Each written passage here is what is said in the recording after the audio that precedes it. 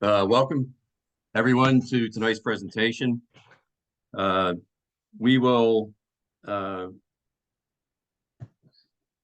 be hearing tonight about the strategy of resilience, and the presentation will be the 21st Century Homeland Security and Civil Defense presentation. And we will be discussing 21st century Homeland Defense and Civil Defense that examines the past, present, and needed future of civil defense here in the United States, looking at present-day challenges and future potential conflict with Russia, China, and North Korea. The discussion is based on a funded defense study written by Arthur Simental, Dr. Rick White, and John Holst. I need to read a brief disclaimer before we get the discussion going. Thank you for coming and welcome. Nothing in this presentation should be considered legal, medical, or financial advice. The opinions of the viewers can differ considerably and do not necessarily reflect the opinions of TACDA.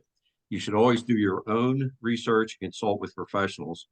Our presenter will speak for approximately 45 minutes, after which we will have a question and answer period for about 15 minutes. Feel free to also use the chat feature, and we will do our best to get those questions answered as they come up. And what I would remind everyone is civil defense is critical. The tornadoes in the Midwest this week are horrible. The floods in Brazil are horrible. And those are just recent examples of natural disasters that are happening. I am the vice president of the American Civil Defense Association. I've been connected with TACDA for 15 years. And so with that, Arthur, I'll hand it over to you. Thank you. Appreciate it. So let me go ahead and pull up the slides here in just a moment. All right. So good afternoon, everyone. My name is Arthur Simental. I'm a Director of Emergency Management, Professor, and Homeland Security Researcher. In 2022, I secured a grant from the Homeland Defense Institute at the United States Air Force Academy to examine the current state of civil defense and make recommendations how U.S. NORTHCOM might improve it. Today, I'm here to present a synopsis of our final report as it was summarized in the most recent edition of the Journal of Civil Defense. I'm joined by Dr. Rick White, who will assist me in today's presentation. Unfortunately, our two other colleagues, John Holst and Aaron Kristen, could not attend. And I understand at the end there will be some time for questions after the presentation. So I'm going to go ahead and get started. All right. So again, just to kick off, in 2022, we undertook a study to examine how U.S. NORTHCOM might help improve civil defense. Our approach was fairly straightforward. First, we needed to define civil defense, and then we wanted to know its current status and how it came about by way of background and history, and use that information to guide our recommendations on the best way forward present day.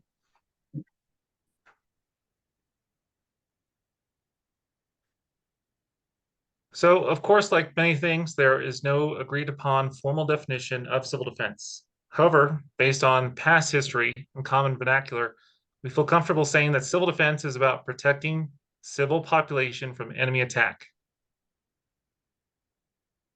So while civil defense has a history going back to World War I, and the U.S. has a history of civil defense dating back to World War II, the U.S. concern with civil defense didn't come about in its current form until the Soviet Union detonated its first atomic bomb in 1949.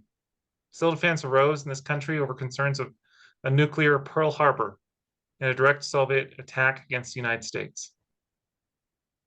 In 1950, the Civil Defense Act created the Federal Civil Defense Administration with authorization to direct federal civil defense programs and help coordinate and support state civil defense programs.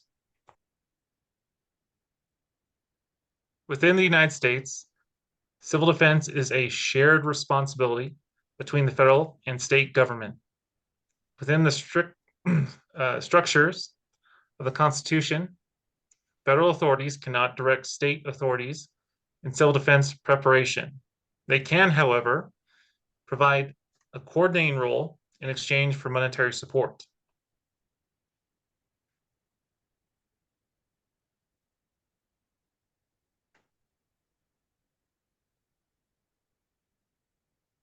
So sheltering was deemed the best protection against Soviet nuclear attack. However, the cost of a national sheltering program never received congressional support. Urban evacuation was deemed the next best and lower cost alternative.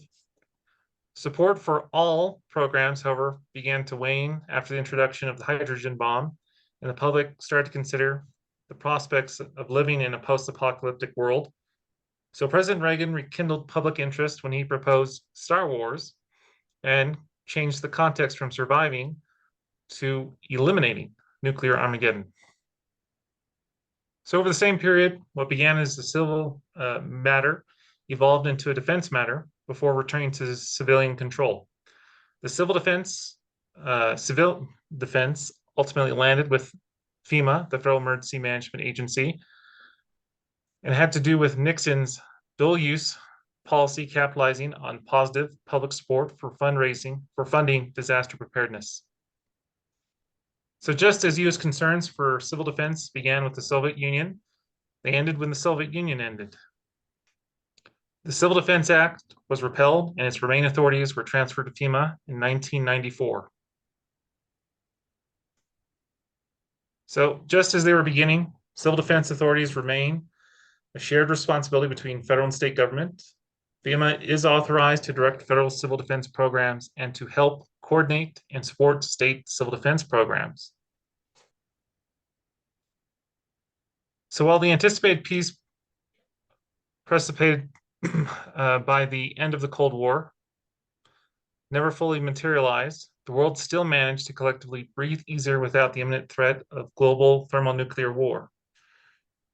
That was until Russia attacked Ukraine in February of 2022, in which Putin explicitly threatened to retaliate against the United States for any suspected interference with what Russia considers a domestic matter. Furthermore, Russia threatened to retaliate with a range of weapons, all capable of inflicting catastrophic destruction on the United States. In addition to nuclear attack with ballistic and hypersonic cruise missiles, Russia also threatened to retaliate with electromagnetic pulse, EMP, weapons, and cyber attacks. The threat of global thermonuclear war has returned with a vengeance, and the world once more has held its breath. Now, to finish our report, I will turn the presentation over to Dr. Rick White. So, Arthur, if you can proceed to the next slide. Hi, I'm Rick White, and thank you for allowing me to come make this presentation. I might add as a disclaimer that not only are you not responsible for what we say, but anything we say that resembles reality is purely coincidence. So I might add that to our disclaimers there. All right, so as Arthur already made clear, civil defense is a shared federal responsibility, not just between the states and the feds, but also within the federal government itself. So our analysis began with the current state of civil defense within the federal government. And civil defense is shared across all federal agencies responsible for national security, homeland defense, and homeland security. Next slide, please.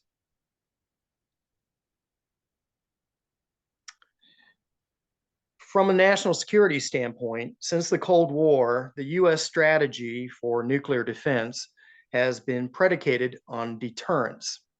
Deterrence comes in many forms, but the most direct form is the U.S. nuclear triad, comprised of nuclear carrying aircraft, land-based missiles, and sub-based missiles.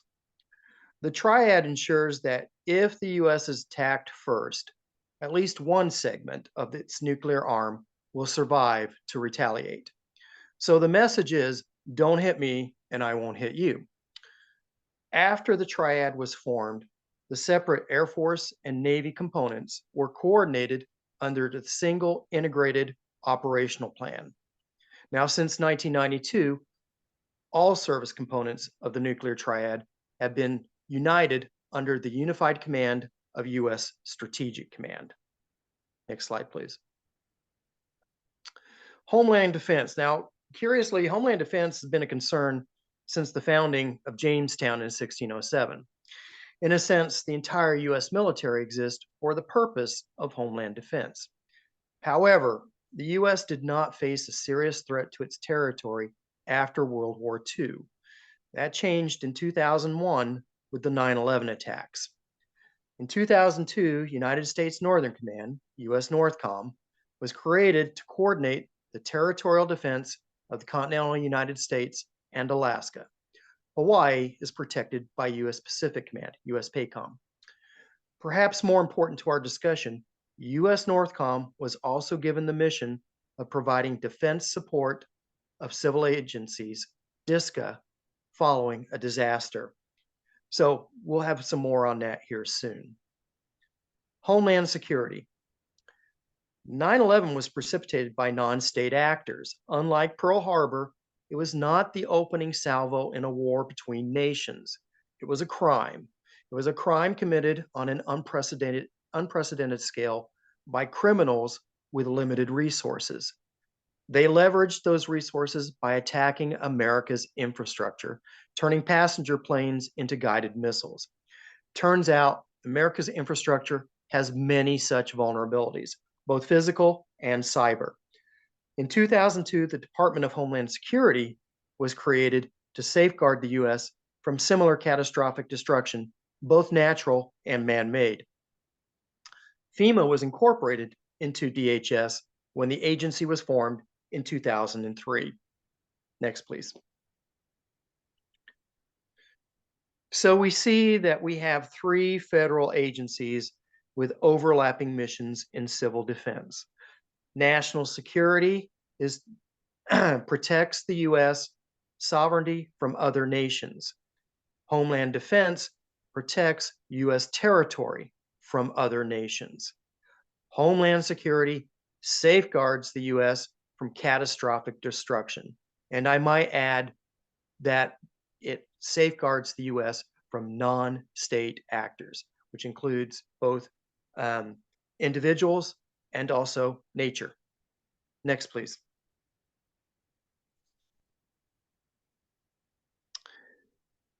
So, as it turns out, these agencies also share an overlapping strategy for deterring and protecting against catastrophic destruction. It's called resilience. Again, no formal definition, but generally accepted as the rapid response and recovery from inflicted damages. And those mission statements are current, as you can see in these documents, the 2022 National Defense Strategy and the 2019 Strategic Plan for Homeland Security. Next, please. So the good news is we have overlapping missions and overlapping strategies between the Department of Defense, basically owns 2 parts of that triangle, and the Department of Homeland Security, which owns 1 part of it.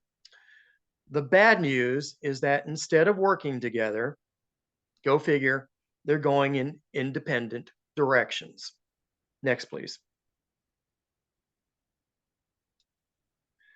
The Department of Defense is focused on resilience of military installations. FEMA is focused on community resilience following regional disasters, and that part is important. So let's first look, how are they related? Next, please.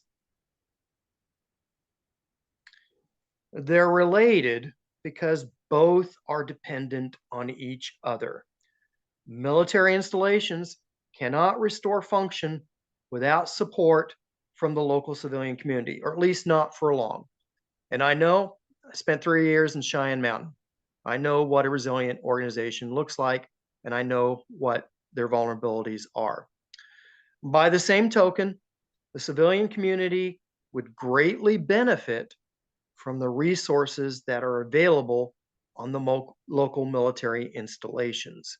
But the question is, would they be available in the event of a catastrophic attack? Next, please.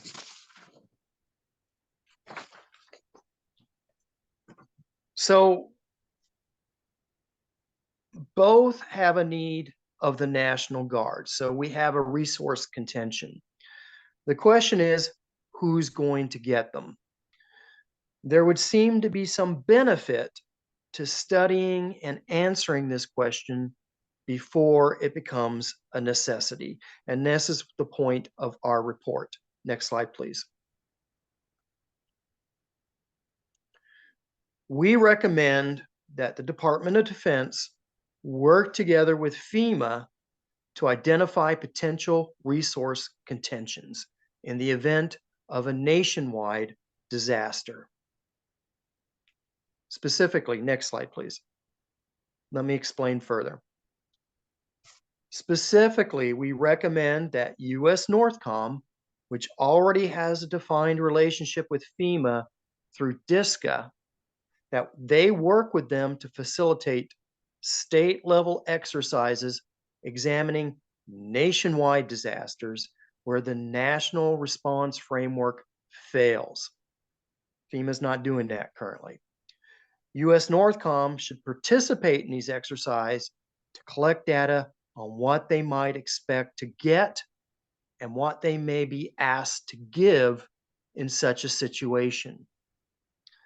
Finally, they should use this insight to make accommodations for DSCA, Defense Supported Civil Authority, and the National Guard in advance of a drastic scenario. Next, please. There's advantages all around and positive justifications for proceeding with this recommendation, because this recommendation works all around for all parties concerned and specifically answers the question, how can US NORTHCOM help improve civil defense? So simple as it sounds, we're arguing that NORTHCOM needs to work closer with FEMA to look at specific scenarios where they both need to rely on each other and use the data from those scenarios to help plan ahead in advance. Okay. Now, those of you who may have been following along here, next slide, please, may be surprised, well, why didn't we focus on sheltering as how US NORTHCOM can do it? Could help better help FEMA. Under Kennedy's administration, the Department of Defense was given responsibility for supplying and stocking shelters for civilians. Why can't we go back to that? Why don't we try and push for a national sheltering program? The reason we did not recommend sheltering or endorse them is for the same reason that they were never popularly supported. And we can't say that public opinion or public perception has changed since then and would necessarily provide the support for a national sheltering program. By the same token, the concept of missile defense seemed to gain better traction over sheltering. But the resulting system we have today is barely a shadow of the original idea. Why don't we recommend further development and investment in missile defense? The reason we didn't is because, as it turns out, there's already efforts underway to modernize and upgrade the US missile defense system. And I would dare say that a lot of Pentagon planners are looking rather enviously at the Iron Dome currently deployed in Israel. But let us look at another possibility, and something that we didn't delve into because we just didn't have time within the scope of the study. But we did propose to US NORTHCOM, what if Putin pressed the button and nothing happened? This option is not beyond the realm of possibility and may offer the same advantage of missile defense, but at a cheaper cost. What we were proposing and recommending and leaving with US NORTHCOM was the concept of what if you could get US Cybercom to intercede between the button and the missiles to prevent them from launching, or something else. Okay. but we cannot address that here, not only because it's a completely different study, but also because the classified implications of those discussions. So that is a topic for another study. So let us conclude by saying we think that these modest recommendations made in our study are sufficiently within the scope of current missions and resources, and yet could have a profound impact in the nation's readiness and ability to withstand the unthinkable. Hope is not a strategy. So with that, I'm going to conclude our presentation. I know we went under 45 minutes, but want to thank you. Next slide, please. Thank you very much for your patience, for hearing us out. Also, I want to thank the editors for the fine job they did, actually outstanding job they did in reducing our 30-page paper to its essentials, something that I am incapable of doing.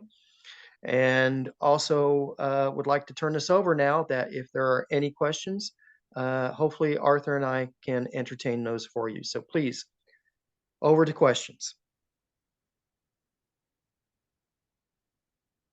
Okay, and I'll remind everyone that they need to unmute their microphone to ask a question. I would like to ask why we're not given more information about how to build shelters and about the threat. And if people understood the threat, I think they would be very supportive of a shelter system. I wondered why we're not educated better about the threat and about how to deal with that threat with shelters that we can build ourselves. Absolutely. Rick, you want to add some context on some of the history that we found on the shelter program? There's some very interesting history on the sheltering program. Unfortunately, a lot of it has to do with politics and funding as to why that program never got off the ground and is more widespread as compared to some countries where it is very widespread, even present day. So, in conducting our research or looking into the history of sheltering, what's interesting is that, there were some pitfalls of the time, and sheltering was a bit costly back then, and there was never much support. And then some of the logistical challenges was that, back in the day, back in the 50s, a couple of studies on when it came to providing that logistical support, even feeding for sheltering, that they could only support some, I believe it was 3% of all shelters that were built for any, for short periods of time. And that presented a major logistical challenge. And that's why they kind of moved away from sheltering as an option. And, just from a cost perspective, now FEMA in its present day does build shelters, not fallout shelters, but they do build other types of shelters, but those are less costly and they don't have the same restrictions or requirements that shelters do have. And so in regards to the question in the chat here, people all over the Midwest build fallout shelters to be protected from tornadoes. So not sure if there's a restriction. And some of that might go down to as the other comment in the chat here, zoning, codes and ordinances, which is a state and a local matter, and not one that FEMA has control, because we have challenges between different levels of government, right? FEMA has no say over what state and local governments can do. So ultimately, that's a local issue as to whether you can build a fallout shelter in your backyard or on your property. And so FEMA can advise the states, but cannot tell the states what to do, as Rick would say. And there's a very good question here in the chat. What can people, the average person do to address, what can the average person do in their local areas as far as civil defense, such as joining CERT team or supporting a local emergency management agency? How does the average Joe learn more? You want to take that one, Rick? Well, I'm going to wing it here, but you want to work with your emergency management and your local office of emergency management, but they may not be prepared to address this particular subject, because the way emergency management works is that you focus on the higher probability problems, and the higher probability problems are natural disasters. And so that's so the focus on natural disasters is how to respond and recover, be resilient to them, along with developing ordinances, codes, building codes, and all the things that can be done to help mitigate the effects of natural disasters. That's what OEM is focused on, but that's also where your CERT programs will be found. And it's also where you can get involved directly locally. That's why we recommended that Northcom work with them, because Northcom will bring money, which will get them to force them to look at a perspective that they might not otherwise do. And it's nothing against OEM. They're good people, do good things, and more importantly, they're taxpayer funded. And so we want to get the biggest bang for our buck for our taxes, and that's what they're doing. They're trying to make our communities prepared for those things that are most likely. So get involved with your local Office of Emergency Management if you have one. If not, contact your state government. They will help put you in touch with somebody local, or they will put you to use to help them. Absolutely. The best form of advocacy you could do to increase emergency preparedness or civil defense, is to work with your local or state emergency management agency. And then in particular, every major jurisdiction has a local emergency planning committee or preparedness committee. And that committee is the ideal place to raise those concerns and to put them on the radar of your emergency managers, that these are matters you'd like the community to be supported with. Questions? Any other questions? Well, we've Yes. been trying to do this since 1962. We've been working so hard to try to get a national sheltering program, but my concern is when we look at a risk assessment, you're talking about, yes, probability, certainly the probability of natural disasters is very high, but for a true risk assessment, we have to look at both the probability and consequence, and the consequence of a nuclear event is so huge that it's just overriding. And I'm really amazed that the government hasn't provided a sheltering program. Again, when it comes to sheltering, the history is this. In 1953, I think it was, a bill was put before Congress to fund a national sheltering program. It was $32 billion back in 1953 dollars, and it was never supported by Congress because the funding. And it's not just a matter of building the shelters, it's also maintaining them so that they're available. So they have to be resupplied. And that job was given over to the DOD in the 1960s, 1961. And the DOD didn't want it because it was expensive, and it was draining on taking them away from what they considered their primary function, which was defense against the enemies, not keeping the shelter stocked. So back then, at the height of the Cuban Missile Crisis, at the height of the Cold War, we couldn't convince enough Americans to convince Congress to fund these things and make them happen. At the point that we were closest, some would say, to coming to World War III. So are we in that level of threat today? It's arguable. It's arguable.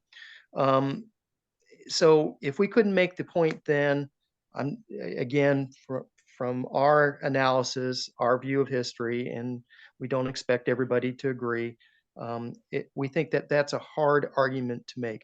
And I didn't even go into the concerns about surviving at the height of the Cuban Missile Crisis in 1962. In 1961, after coming to office, Kennedy had a survey done of our current state of shelters. Now, remember, civil defense started out with a lot of public support and was still popular up until the mid-1960s. But even at the height, with all that support, at the height of the Cuban Missile Crisis, what their survey found was that we had enough shelters to protect less than 55% of the country from a nuclear attack. So that's to withstand the initial nuclear blast and the effects. But we only had enough properly supplied for 5% to survive the fallout and the period of sheltering that would be required after that, 5%. So that was at the height when civil defense was most popular. I'm not certain, especially today with all the other issues, that we could achieve even that. That's my opinion. I have a question for either one of you in your study. Were you able to identify any states that even had a rudimentary program for defending the citizens of their state? Perhaps, as Sharon was indicating, basic fallout shelter plans, things like that. Are there any states that have that we could go to as a resource and perhaps use for our own sheltering purposes? That's a good question. The answer is we did not go by states. We went and looked at FEMA. FEMA does have a plan, a catastrophic plan. The problem with their plan is it always gets to the point, at this point, you need to call for federal support including their specific nuclear plan. The problem with that plan is that what we learned from Hurricane Maria in 2015, when Puerto Rico pretty much was wiped out, okay? And there was nobody to go to for help. And what had to happen was that support had to be flown in directly from the states. And they made up the plan on site to help restore Puerto Rico. And it was imperfect and it took a long time. And some would say it's still incomplete, okay? What we're saying is, let's not wait for the disaster to decide what we need in advance. Let's get a better plan, one that considers that there is no outside help. There are no islands of support. It's not there. We can't turn to someplace outside. So my answer to you is, I don't know of any states that have a specific plan. FEMA does, but from our analysis, it's incomplete. I would argue, or I would dare say that states, they're resource constrained, that if FEMA hasn't looked at this, they probably have not, but I cannot be sure, and I cannot make a qualified statement on that. Well, along that line then, as Sharon asked earlier, is there a source where we can go to that says, okay, this is the thickness of concrete? I mean, we have a lot of that stuff. Is there any source of fallout shelter designs? Well, FEMA still does publish and releases information about how to build a shelter from a nuclear incident. Go ahead, Arthur.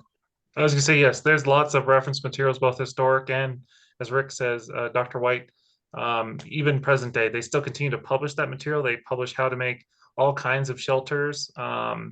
So that is readily available, but the difference is that I would argue that FEMA's perspective is that since they're not going to get money, or there's not enough congressional support to do that, they put it on the individual communities to make that effort or prioritize it if it's their responsibility to, if they determine they need a shelter to do so, and they provide the materials, the resources to do it. They won't provide the funding or the manpower, but they will provide the expertise, and that's available. So you can get that publicly available on that material. And there are states who do have some historic reference materials that you can provide, or you could obtain, I should say. I'm confused by what you just said. I'm sorry. Oh, sorry. Were you saying, you're saying if I go to FEMA, I can get a set of plans for a fallout shelter? Is that correct? Yes or no? You can. Yes.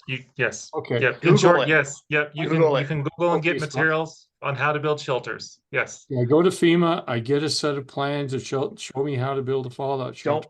Don't go to FEMA. Google it. FEMA is confusing. Just Google it. You will find it. Really? A government agency confused you? I know. Go to FEMA or go to DHS and look up the definition of Homeland Security. You won't find it. Okay, but if you've ever worked with the government, you understand. Yeah. Well, I was in the Air In Force our- for 7 years, so yeah.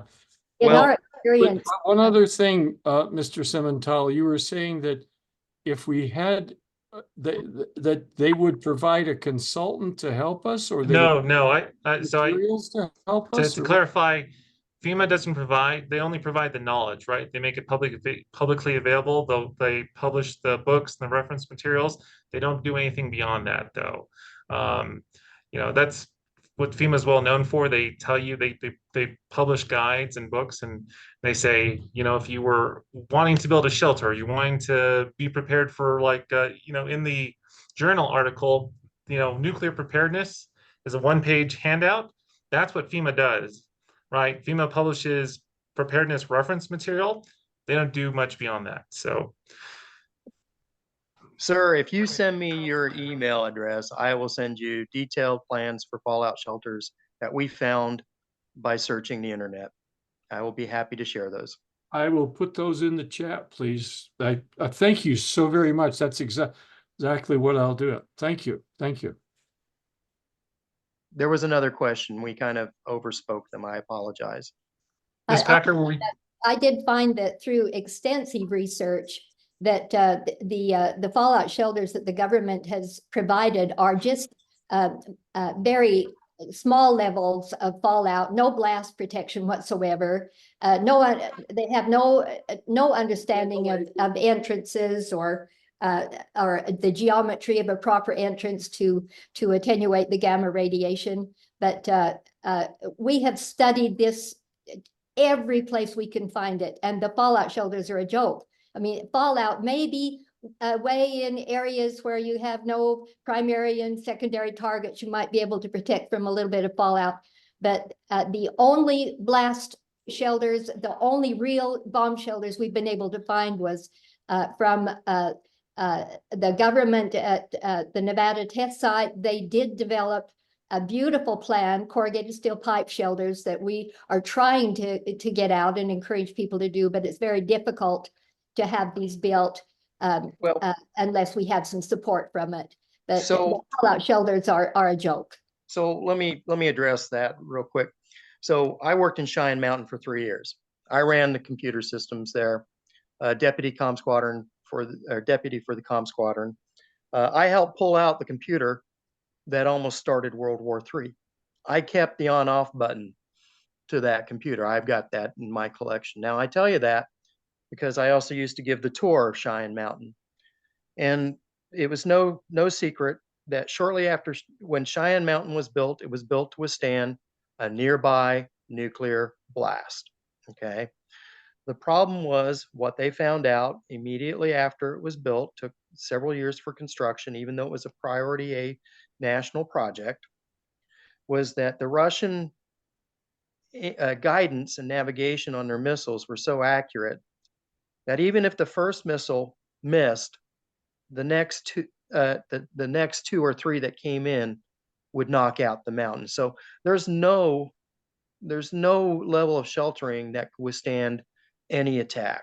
Not even Cheyenne Mountain, that is inside a 9,000 foot granite escarpment, 2,000 feet inside, and with its own blast doors, air ducting, and water systems and internal power generation.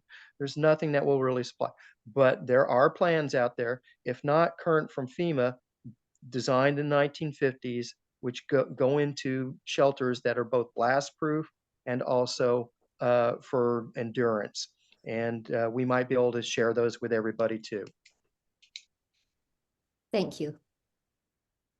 And I'll share a link in the chat here just to show that FEMA still regularly pushes out, you know, guidance documents on things like, you know, how to protect yourself from fallout or information. Here's a PDF on nuclear radiological incidents on how to shelter in place.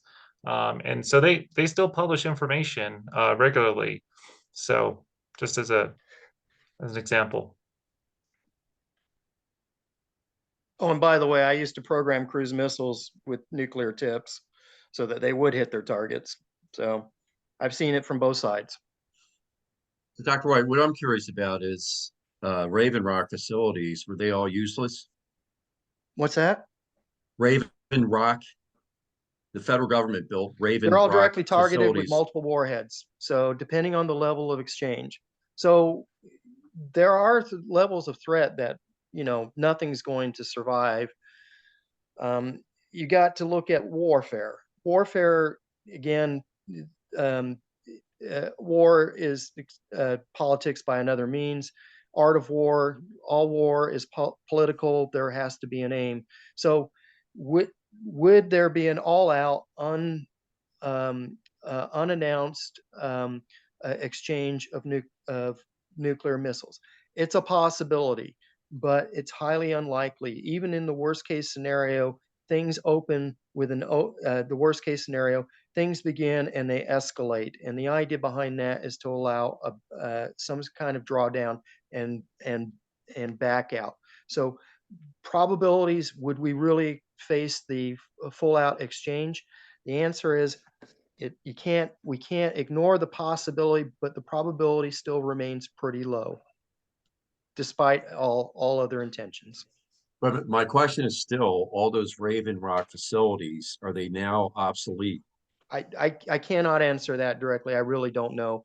But again, based on what I knew and what we were told for Cheyenne Mountain, they couldn't be any better than that. I doubt that they were. So I would say that they're equally vulnerable as Cheyenne Mountain is. And by the way, Cheyenne Mountain is now in standby facility. That is no longer where the mission is conducted.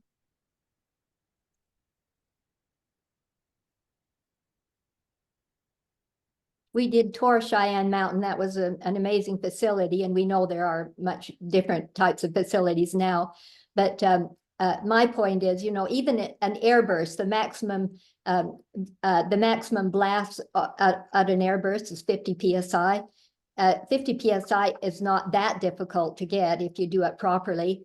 And I think that most of us are not living close enough to those ground burst targets that if we had some decent blast protection, that we would survive very nicely. But it's unfortunate that we're not getting this information to the general public.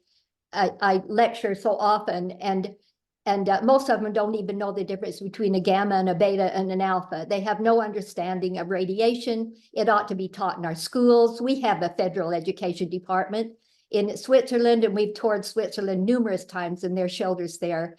And they have that education in their schools. Their communities are excited about it. They go in every year. They go through their shelters. They clean them. They paint them. They rotate their supplies. They rotate everything. I got you.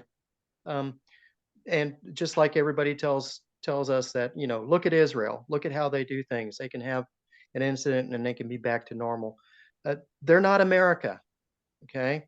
America is much more diverse than any of those countries. I worked 3 years with the Luftwaffe in Germany, and I get these questions all the time. And we don't have the